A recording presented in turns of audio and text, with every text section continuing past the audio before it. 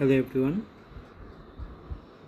Today I am here to discuss you a topic on this subject, manufacturing process. The topic would be molding sand, the characteristics of a good molding sand, and the testing which is done on the molding sand. So what is molding sand? Molding sand is the ingredient through which the mold cavity is filled. The sand which is used in mold cavity, this sand is known as molding sand. The main ingredient of molding sand are 80 to 90% of silica sand, 5 to 20% of clay, and water content is 2 to 5%. Rest is oxides of iron, potash, limestone, magnesia, and soda. So what should be the desirable properties of a molding sand? I will be discussing you with the help of these slides. So first of all, number one property should be porosity. Okay, what is porosity? Porosity is actually the property of sand which permits the steam and other gases to pass through the sand mold. If the sand is too fine, the porosity will be low. So what happens is that when we pour the molten metal into the molding material, then there may be the chances of certain unwanted gases which is trapped inside the molding sand.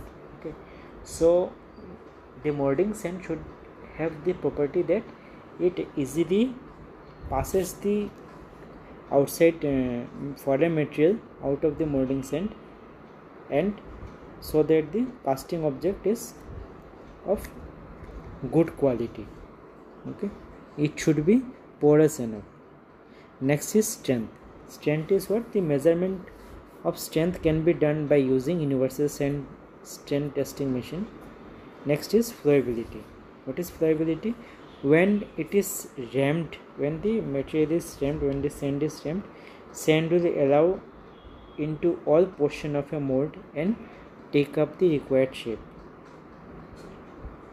Then we have the refractoriness. Refractoriness is the ability of molding sand to withstand high temperature of molten metal without fusion. Then we have the permeability. Permeability, what is permeability? It is the ability of material to permit gases to escape through the mold is termed as permeability. Okay, so atmospheric and other gases are absorbed by metal in furnace, readily, and during the pouring of molten metal, gases are also generally generated by molding sand, coarse sand, and because of heat of molten metal, moisture is converted into steam. These gases and steam generated when not allowed to escape can be trapped inside the casting and causes defect. Okay, so the molding sand should be sufficient porous so that gases are allowed to escape from the mold. Okay, next is your cohesiveness. What is cohesiveness? It is the property of the sand due to which sand bind together firmly and retain the shape of the constructed mold. Cohesiveness is largely affected by the grain size, clay, and moisture content. Okay, then in cohesiveness also we have the green strength and dry strength. What is green strength? The molding sand which contains moisture is known as green strength. Green strength, that means that in the sand water particles should be present. Okay, the coldness of the green sand is termed as green sand. Next is dry sand. When the molding sand does not have water in it, when the molding sand is completely eliminated, it is termed as dry sand. Moisture is totally removed from the molding sand. When the molten metal is poured into the mold, the moisture in the sand adjacent to hot metal is converted into steam due to the heat of molten metal. Hence, molding sand becomes completely dry. The dry sand must have strength to resist erosion of molding sand and should retain the shape of the mold at the same time. The cohesive property of the molding sand in dry state is known as dry strength. Next is your hot strength. What is hot strength? After all the moisture is evaporated, the molding sand may be required to possess strength at elevated temperature as metal in mold is still in molten steel. So the strength of the sand that is required to hold the shape of mold cavity is called hot strength. Next property is our collapsibility. What is collapsibility? It is the property due to which sand mold automatically collapse after solidification of casting. It allows the free shrinkage of the casting. Okay, so in absence of this property, this shrinkage of the casting is restrained and this results in casting defect. Okay. Next is your plasticity. What is plasticity? It is the property of sand due to which it flows during ramming to all portion of the molding flux, packs properly around the pattern to attain desired shape. It increases with addition of clay and water content. The ingredient should not be allowed to exceed the required limit, as that may decrease the strength and formability. Okay.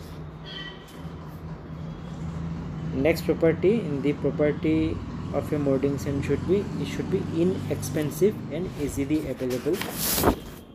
Okay. It should be sufficient dense to prevent metal penetration. Okay. Its coefficient of expansion should be sufficiently low, and then we can say that it can be easily recycled. It should have the properties so that we can use it again and again. Next is its coefficient of expansion should be sufficiently low. Then it should be chemically reactive. That means that it should not be react with any other material.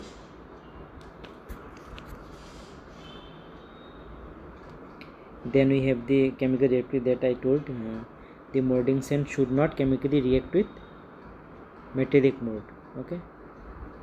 So after that, there are certain testing methods of molding sand.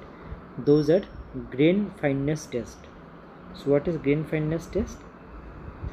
Grain size of a sand is designated by a number called grain fineness number that indicates the average size as well as portion of smaller and larger grain.